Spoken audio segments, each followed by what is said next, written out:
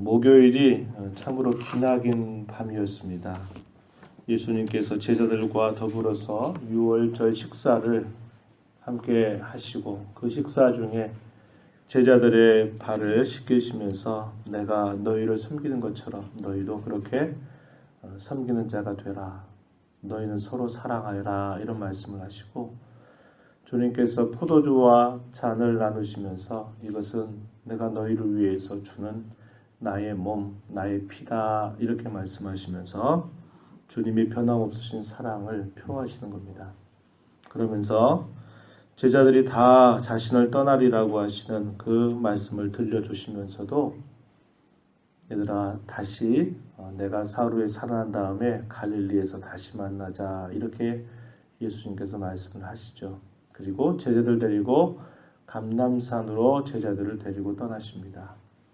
제자들을 데리고 그 감람산에 도착하셨을 때 제자들을 곁에 두시고 특별히 베드로와 요한과 야고보를 주님이 더 가까이 데리고 가셔서 주님이 기도하실 곳 옆에 이 제자들을 제자의 셋을 두면서 나와 함께 깨어서 있어라 이렇게 시험에 들지 않게 기도하여라 주님이 이렇게 말씀하시고 주님이 겟셋마네라고 하는 곳 그 동산에 오르셔서 거기서 간절하게 기도하시게 됩니다.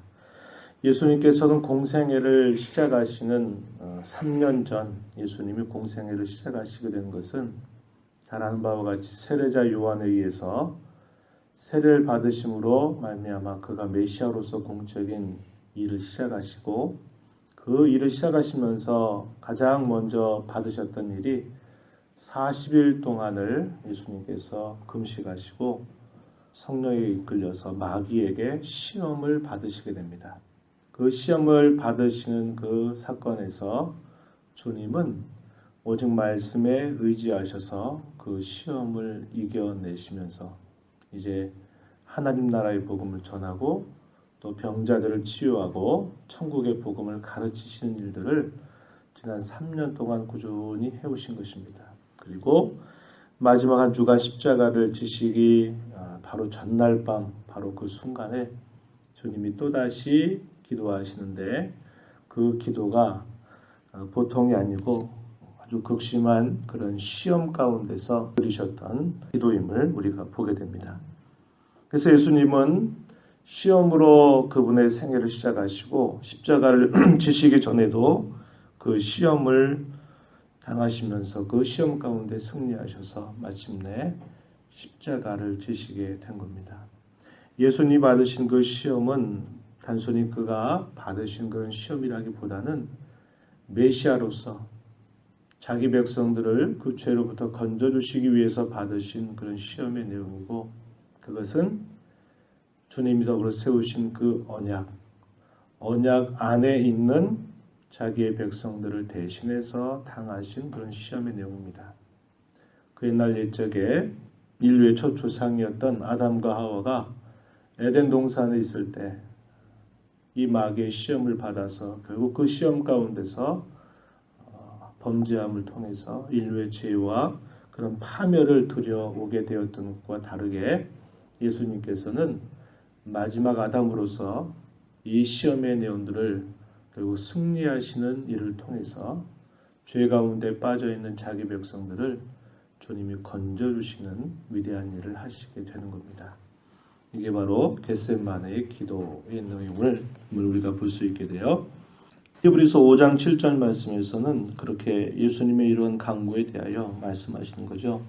육체에 계실 때에 자기를 죽음에서 능히 구원하실 이에게 심한 통곡과 눈물로 간구와 소원을 올렸다.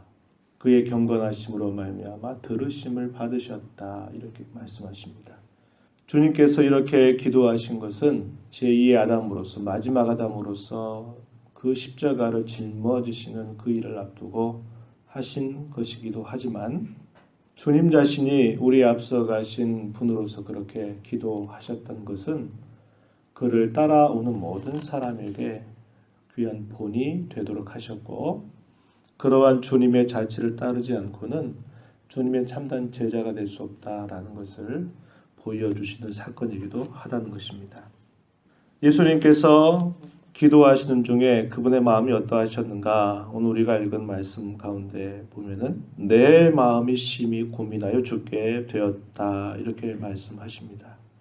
그분께서 받으실 육체적인 그 고난과 형벌의 아픔 때문이라기보다는 우리가 주일날도 살펴봤지만 고린도후서 5장 21절에 보니까 죄의 덩어리와 같은 처참하고 곤비하고 수치와 벌거벗음 가운데 있는 인생들, 사람들을 대신해서 그분이 죄로 여기심을 받아서 하나님께로부터 저주를 받아 죽으셔야만 됐기 때문에 그 저주, 그 형벌, 하나님께로부터 저주받아서 그 죽음을 받으셔야만 됐던 그 주님의 그 마음이 얼마나 힘겨우셨는가 하는 것을 이걸 통해서 우리는 볼 수 있게 되는 겁니다.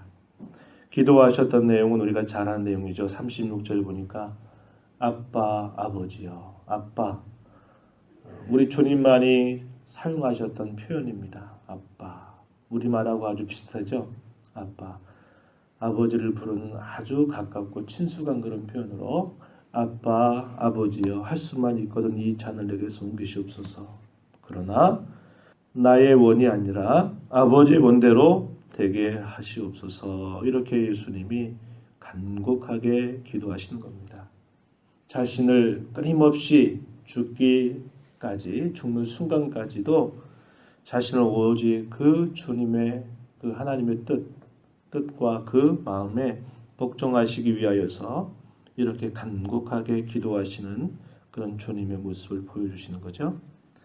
제자들에게 함께 깨어서 기도하라 하시는 그런 말씀을 하시지만 특별히 이 세 제자들 그 중에서 베드로 계속 그 기도의 자리에서 계속 피곤해서 잠을 이겨내지 못하는 겁니다.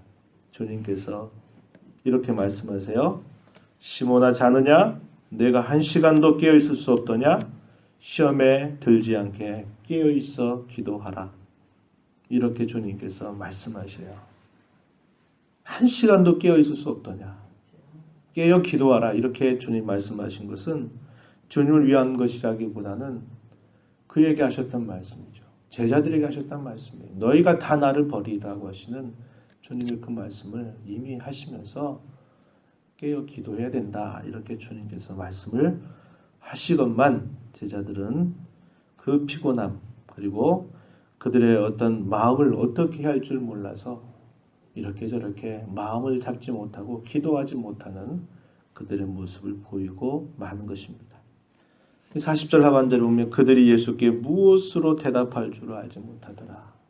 면목이 없는 거죠. 그렇게 기도하라고 3번씩이나 부탁하시지만 그 1시간도 깨어서 기도하지 못하고 이런저런 상황에 결국 압도당해서 그렇게 하지 못하는 제자들이 예수님께 어떤 말씀을 드릴 수가 없었던 것이다 하는 겁니다.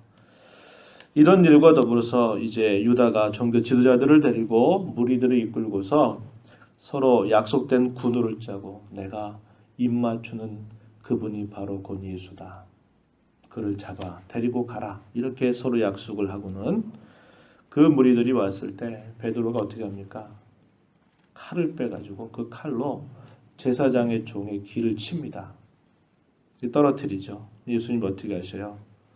그 떨어진 귀를 다시 붙여서 그를 치유하시게 되면서 이렇게 하는 것이 하나님의 뜻에 맞는 것이 아니다라는 것을 베드로에게 말씀하는 거죠. 베드로는 자기가 한 말도 있고 또 그렇게 하고 싶었던 어떤 자기의 열정과 마음을 표현한 것이지만 그러나 하나님이 원하시는 길을 가는 것과 전혀 다른 기준에서 자기 생각에 따라서 그렇게 행동을 하게 된 것입니다. 제자들이 다 흩어져 버리게 되죠. 그리고 이 마가복음을 기록한 아마 마가 요한일 겁니다. 요한도 이불을 가지고 왔다가 벌거벗은 채로 무서워서 도망치게 되는 그런 일들이 있었음을 기록해주고 있어요. 붙잡힌 예수님은 공회에 끌려가서 이 산헤드린 공회 앞에 서게 됩니다. 예수님을 칠 증거를 아무리 들이대려고 해도 어떤 근거가 되지 않는 거예요. 그러자 어떻게 묻는 겁니까? 내가 찬송받을 이 아들 그리스도냐라고 이렇게 묻자 예수님께서 대답하시죠. 62절에 보면 내가 그다, 그렇다 이렇게 대답하시는 겁니다. 예수를 두고 그리스도냐, 구세주냐, 메시아냐라고 이렇게 말하니 예수님은 시인하시는 거죠. 내가 그래, 그리스도다, 메시아다, 구원자로 왔다. 이 사실을 이야기하는 것을 통해서 이 사람들이 잘됐다. 이것은 신성모독죄다. 참남한 그런 죄악이다. 이렇게 해서 어떻게 하는 것이 마땅하냐? 사형을 해야 마땅하다 해서 그 공회에서 사형을 언도하게 되는 거죠. 반면에 그러한 일들을 지켜보았던 베드로는 멀찍이 떨어져 있었어요. 54절에 보면 멀찍이 떨어져 있다가 이 대제사장의 여종 앞에서 2번씩이나 나는 그를 알지 못한다. 그리고 또 그 곁에 있는 사람들이 네가 그 도당이 맞지 않냐 그랬더니 나는 절대로 그분을 알지 못한다고 이렇게 부인을 하게 되는 거죠. 예수님은 그리스도냐라고 하는 물음에 대하여 시인함으로 죽음의 길로 향하셨고 베드로는 예수님을 모른다 해서 자기 살 길을 찾아서 이렇게 길을 가는 대조적인 그런 모습을 우리가 볼 수 있다는 겁니다. 그가 바로 그 전 몇 시간 전에 그 식사 자리에서 어떻게 했나요? 다 버릴지라도 나는 주님을 버리지 않겠습니다. 그러면서 얼마나 장담하고 얼마나 의기양양하게 고백을 해요.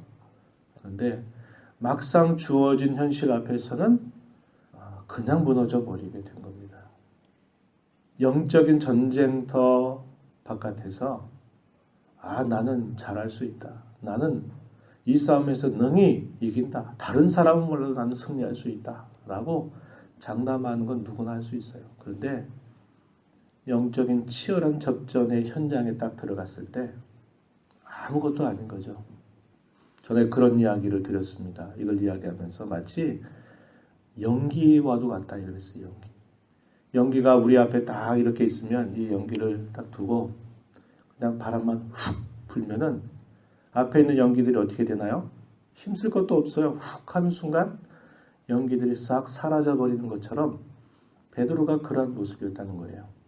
영적인 전쟁터 바깥에서 그렇게 장담하고 마치 승리를 다 한 것이냐 그렇게 장담했던 그가 영적인 그 현장 앞으로 딱 들어왔더니 그냥 뭐 별것도 없어요. 그냥 여종 앞에서 나는 몰라 3번씩이나 분명하게 부인하고 자기 살 길을 찾아가는 그런 베드로의 모습을 보여주고 있다고 하는 것입니다. 저희 여러분도 마찬가지입니다.